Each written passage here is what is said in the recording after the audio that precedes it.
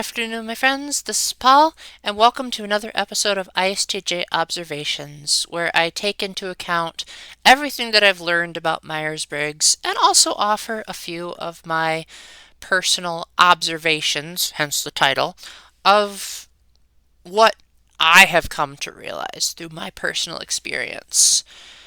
So, this particular subject is not necessarily reflected 100% in academic sources, because what they will do when they're talking about the INFJ is they will talk about characteristics and mannerisms. But they usually talk about it from the perspective of that it's like an exhibit or a piece of information. Like they will say INFJs are usually very known for being highly intuitive, and INFJs are known for their empathy, but they don't really put any personal spin into it.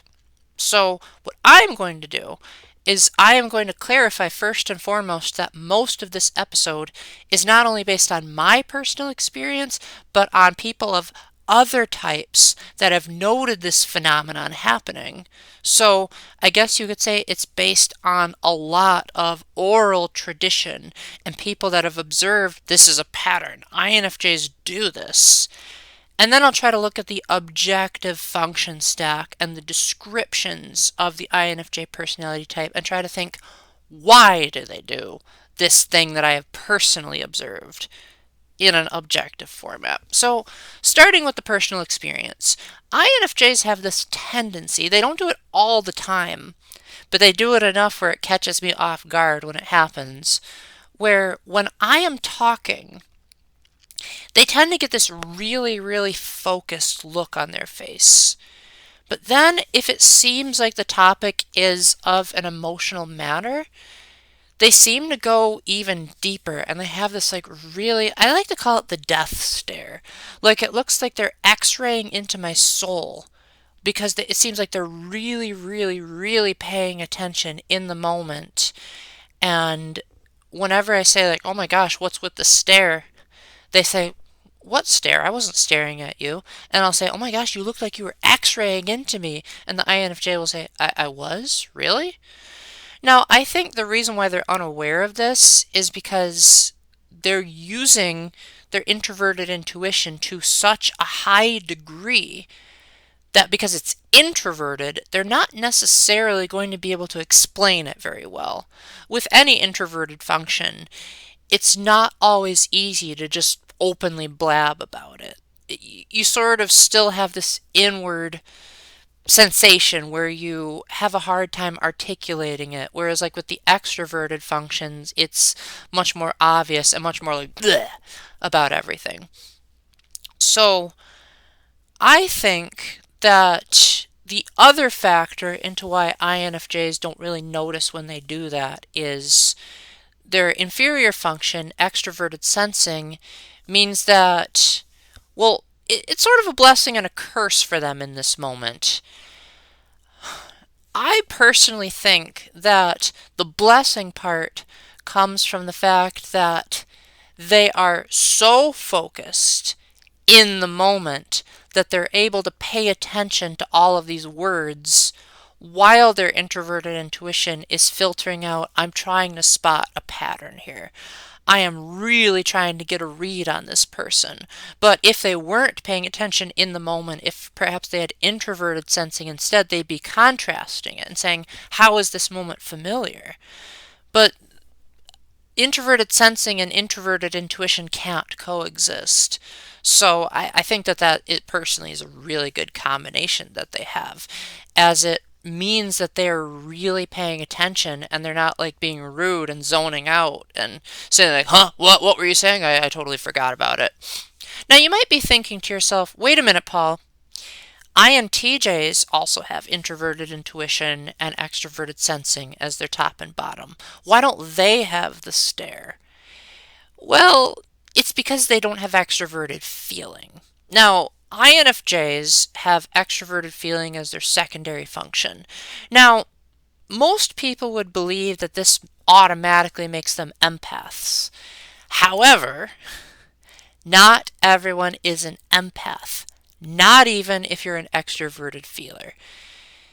However, I think it's more likely that they're empaths just because of how their function stack is organized. But what extroverted feeling actually is, based on the descriptions that I researched, it is a function that governs a harmonious setting where they set aside their own emotions for the sake of those around them. So, when they are doing their stare and really doing this deep psychoanalysis, yes, the INTJs do that too, but they don't try to pick out the emotional moments in it. The INFJ, on the other hand, is going to be thinking, not only am I paying attention to what this person is feeling, but I'm also paying attention to what I can do about it. How can I make this person feel more comfortable? How can I validate this person's feelings? Now, I don't know if that's what's actually going through their head because I'm not an INFJ. I hardly understand those creatures to begin with. But that is what my study of extroverted feeling has led me to believe is what's going on, as well as just talking to them and asking them, what do you do with your extroverted feeling? How does that manifest itself? And sometimes they just tell me. So I think personal testimony is also a really reliable source because who knows an INFJ better than the INFJ themselves? So, as far as what it feels like to be on the receiving end of an INFJ stare, it feels a little bit uncomfortable at first, but then once you get used to it and realize the why they're doing it, then it becomes actually, it feels kind of an honor once you look at it from that perspective. Because once you realize they're not trying to burn holes in your eyeballs, they're not trying to spook you. What they are trying to do is they are trying to understand you to such an intense degree that they're also trying to figure out how to plan a future. Now, that doesn't necessarily mean they're like planning out romance or anything like that.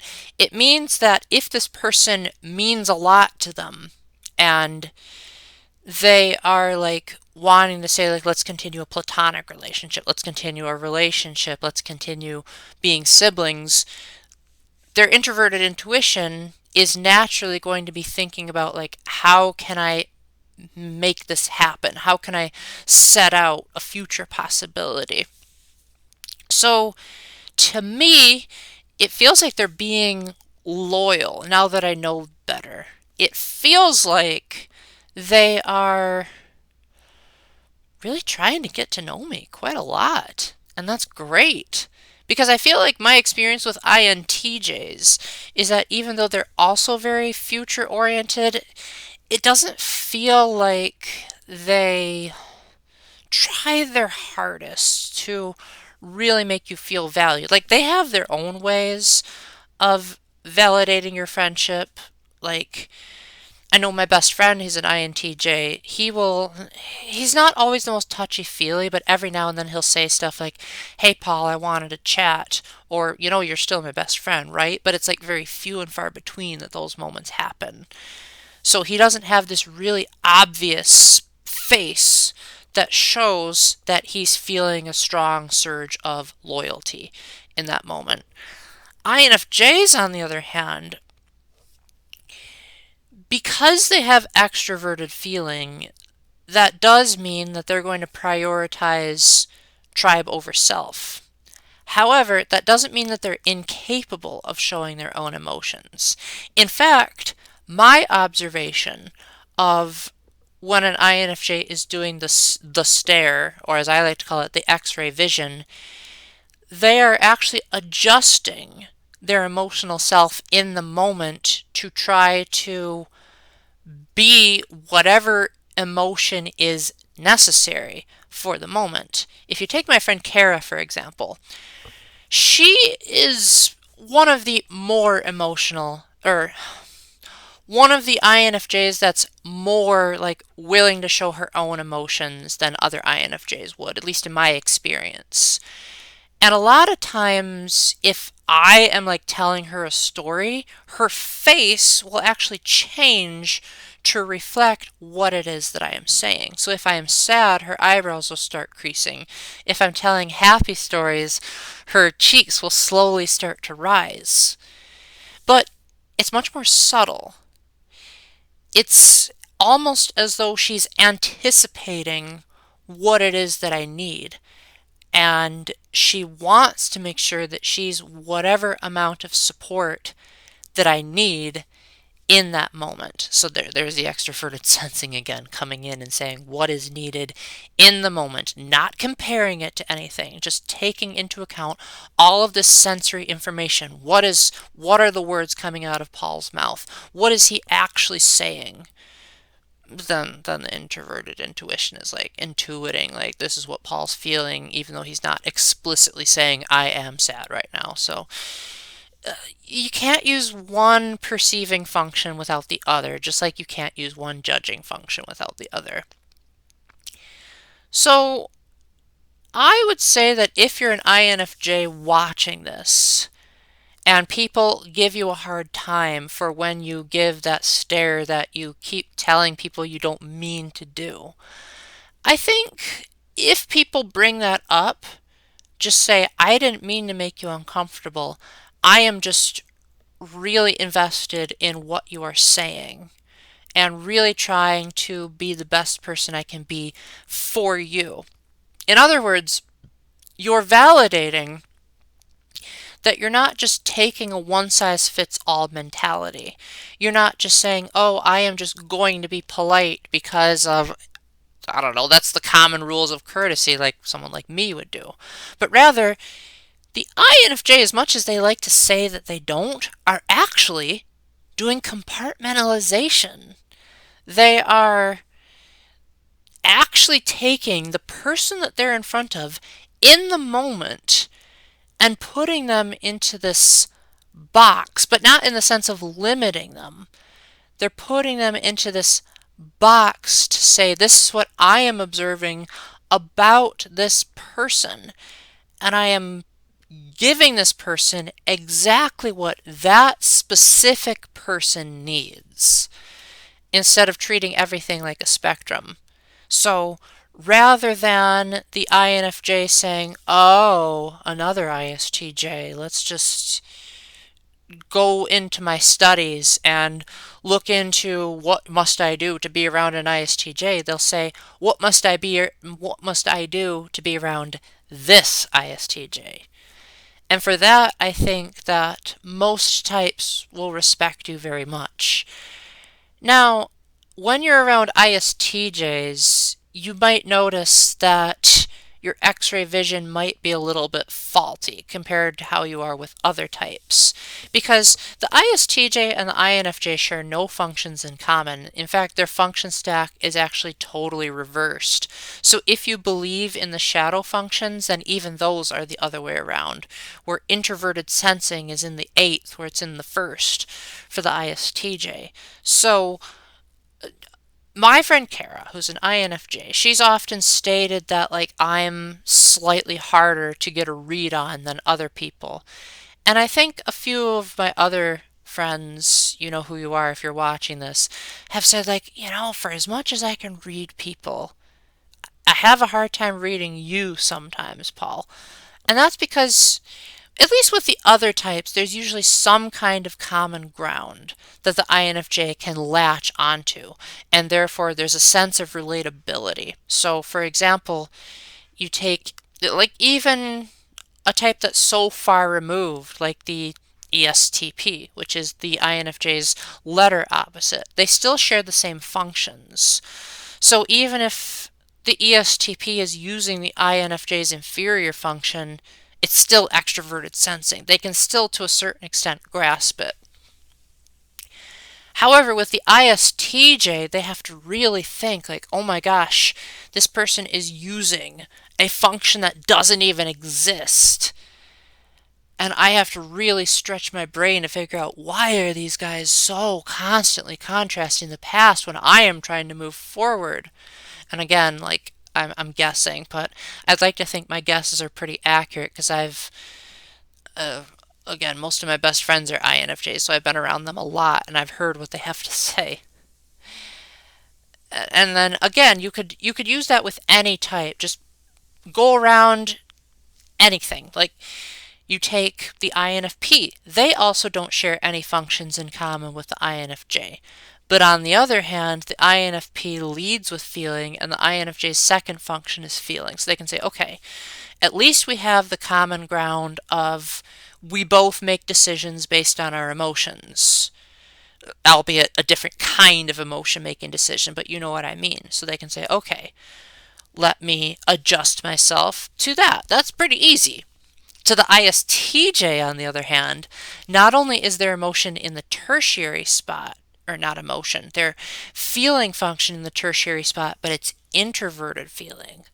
So the INFJ is going to be really confused because they're so used to, from what they have told me, they're not used to the way ISTJs express their feelings, and it often confuses them because most ISTJs, at least for me, when we express our emotions, it's usually rooted in our introverted sensing. It's usually rooted on, oh my gosh, I'm reliving this terrible moment. And INFJs have a very hard time comprehending that process. So for them, I lost where I was going with that, but I think the gist of what I was trying to say is that for the INFJ, I think they're good enough at figuring out what the ISTJ needs, but they're only good enough because oftentimes their own cognitive preferences get in the way of truly being there for exactly what the ISTJ needs. They're not ENFJs. Like ENFJs, they're going to prioritize the other person's needs so much that they'll even redirect the conversation if the conversation turns to what do you want. INFJs have introverted intuition over their extroverted feeling. So if they have this strong need to future plan and tunnel vision, then they're going to say like extroverted feeling, I can shut you off for a little bit. So if the ISTJ, for example, needs the INFJ to be more punctual, the INFJ might say, well, I like to be more punctual, but that gets in the way of what I really need to do. Or in the case they're introverted thinking, they make some harebrained excuse for why they can't meet the ISTJ's needs, and that's just well, maybe it's not harebrained to them, but maybe it's just that I don't understand introverted thinking. But generally speaking, INFJs aren't very good at explaining themselves unless they have studied Myers-Briggs in depth. Then that can really help them. So if you're at a loss for how to understand, okay, I'm getting on too many tangents. So, bottom line, INFJs, when you are in the stare, it may make people uncomfortable at first, but if you explain to them that it's actually your way of trying to help the person, then, especially if they're introverted feelers, they'll say, oh good, more help. Let me just pile on you a whole bunch of needs. Hopefully they won't be that needy, but you like to serve, introverted feelers like to be served. So it ends up working out really well. And to anyone else who is on the receiving end of the X-ray vision, then my advice to you is don't immediately assume that they are reading your mind. As much as INFJs would like to believe that they're able to read people like a book, they can't. They get things wrong. They rely a lot on hunches and patterns. So it doesn't necessarily mean that they're always going to be right. So realize that until you explicitly tell them what you're thinking and feeling, they are going to get some details wrong. Not very many, from what I've been told. And even if you go on the official Myers-Briggs website, it says they can often predict the future with startling accuracy. they are capable of being wrong. Even if they don't like to admit it, it does happen. So with that, thank you very much for watching. I'm sorry if I couldn't keep all of my thoughts together, but hopefully you at least get the gist of what I'm saying. And so if you're an INFJ, let me know down in the comment section if you've actually noticed this happening, if you've developed your extroverted sensing enough to be able to pay attention to your own eyeball movements. And if you're not an INFJ, then comment below on like, oh yeah, I've noticed that, and it bothers me or it doesn't bother me. So until the next time, keep the faith, stay epic, and God bless. Bye.